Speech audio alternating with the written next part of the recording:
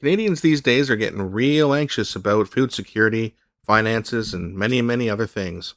Pierre Poilievre is going to explain this, and this video was reposted by Vincent Ho, who says, well, Mark Carney spends $200,000 on fine dining and taxpayer funded joyrides. It's actually a lot more than that.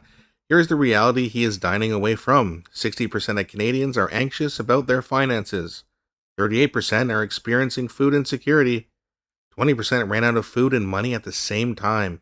And Mark Carney promised to fix all these things, and he didn't. And we're going to have a look at this and a couple other clips as well.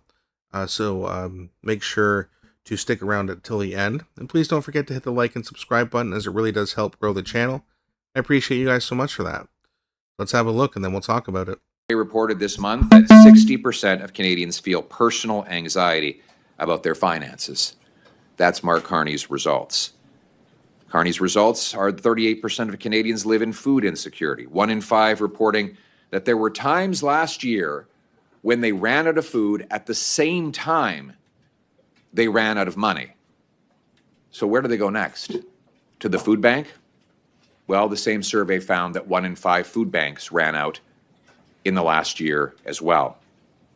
A third know someone who's experienced poverty, up 5% in just 6 months, and a fifth of Canadians said that they have personally experienced poverty.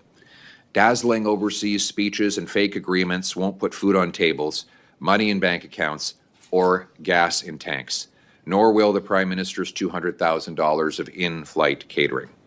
And why are these results so bad?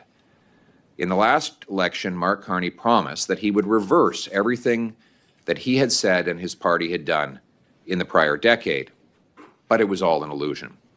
It's been more costs, more crime, more corruption, more of the same.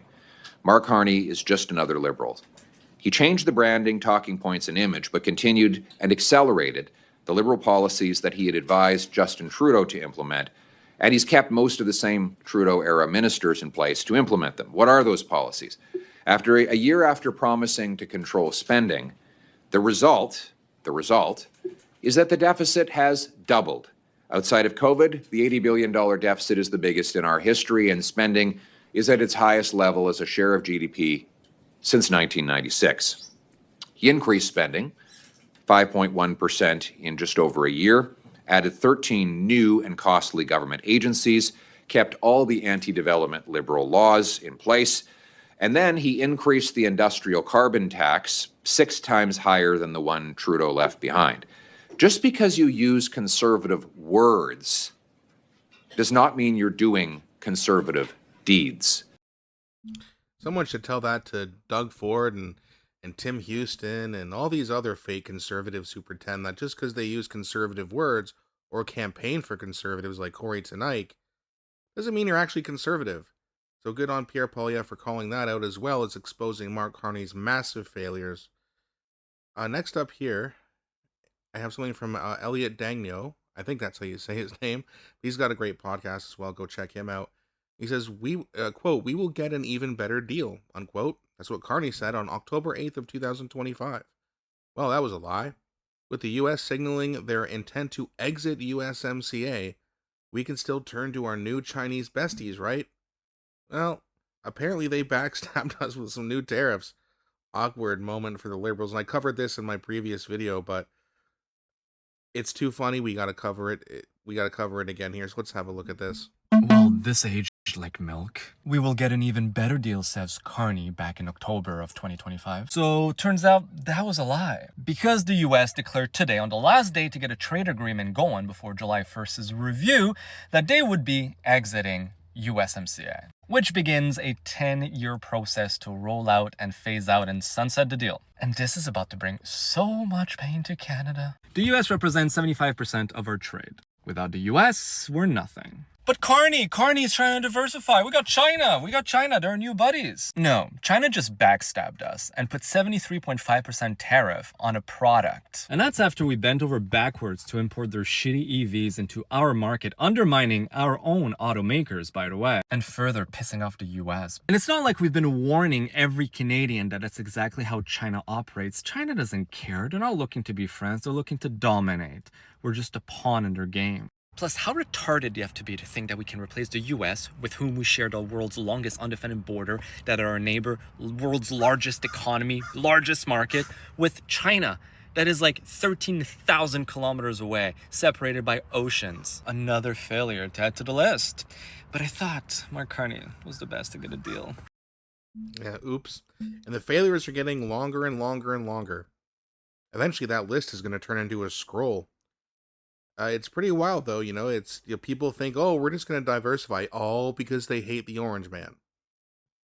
Like their fear for him is, first of all, cowardly, but second of all, it's basically shut off their part of their brain that allows them to think critically. We have to trade with the United States, whether you like it or not. At the end of story, we share the largest border in the world with them. Well, are we just gonna like have them move out and have China move down south, which would be impossible? But of course, Carney would love that, having Daddy just down to the south of him. But hey, this was the elbows up guy. This is the guy who's supposed to be tough. This is the guy who can't stop bending his knee to Donald Trump. And now, not only have the American tariffs increased, Chinese ones have increased as well. Anyway, enough of the negativity for now. Pierre Poilievre posted this, and he says, "Put up statues, raise our flag, tell our stories, and sing our songs. United as Canadians under one proud flag." A message of unity from our future Prime Minister. Let's have a look at what he has to say here. My view is we should treat everyone equally, regardless of their race, gender, sexual orientation, or any other irrelevant characteristic. Every Canadian should be treated absolutely equal under the law. I don't believe in dividing people into separate groups or defining them based on group identity. We need to recognize the inherent humanity of every individual. Or as Martin Luther King says, judge a man by the content of his character, not the color of his skin. I also believe that it should be the Canadian flag at the top of Canadian flagpoles. When I'm Prime Minister, we will fly the Canadian flag everywhere and always. We should never take down the Canadian flag for any reason. We have to be united now more than ever. I note that the other day, there's a statue of Samuel de Champlain that was torn down, one of our great pre-Confederation contributors to what would eventually become Canada. Would we even have Canada without Samuel de Champlain? And they want to tear that down. It's time to stop tearing down statues, taking down flags. It's time to do the opposite. Let's erect our statues. Let's raise our flag. Let's tell our stories. Let's sing our songs. Let's be united for our country, all as equal citizens living free under the law. And again, that's what a real leader sounds like. We don't have to discriminate against anyone. If you're Canadian, then you're represented under our flag. If you want to fly your other flags, go ahead, but we're not removing the Canadian flag, which represents everyone, for a subgroup. You can add to it. You can have your celebrations. I don't care. No one really cares. Most people don't. It's just the fact that you're replacing the Canadian flag with other flags, ideologies being shoved down our throat. Now people are getting pissed off, but it's not because they hate people. It's not because they hate any group of people based off of their sexuality or their race, religion. No one cares about that stuff for the most part. But when you shove it down our throats, people are going to start to get concerned, and rightfully so. Fair enough. Lastly, here I have Pierre Poilievre. He says, the conservative affordability team, the only team that's fighting for you. I mean, pretty much, right? It's not like Mike. It's not like Mark Carney's fighting for us. He's fighting for his own investments and personal interests. Either way, let's have a look at what Pierre has to say.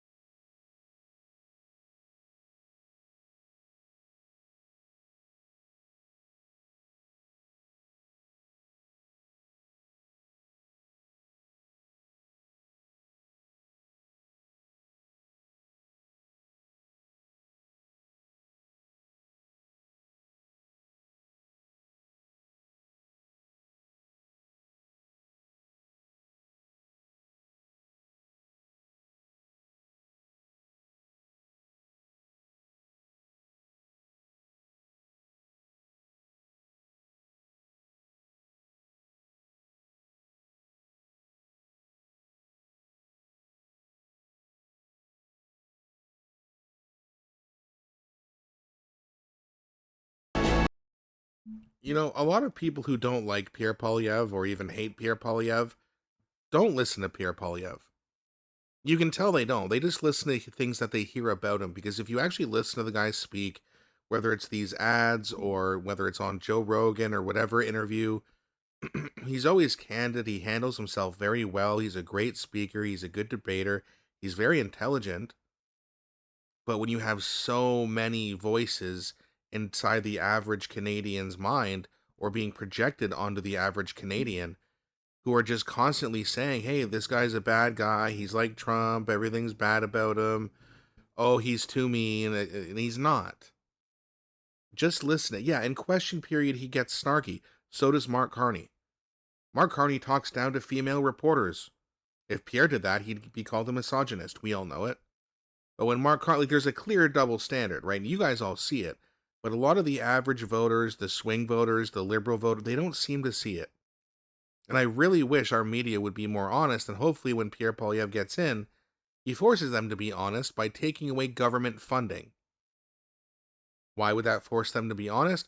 Because you're not going to talk bad about the hand that feeds you.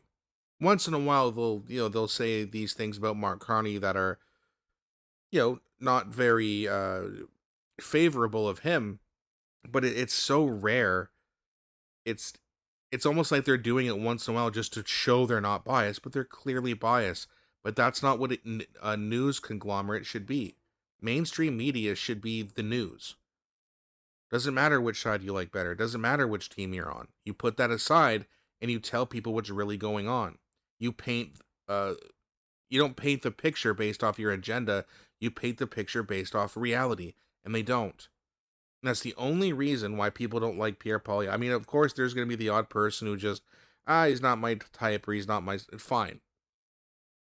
But if most people just stop with the propaganda, tuned it out, and actually listen to Pierre Poilievre speak, they would like him a lot.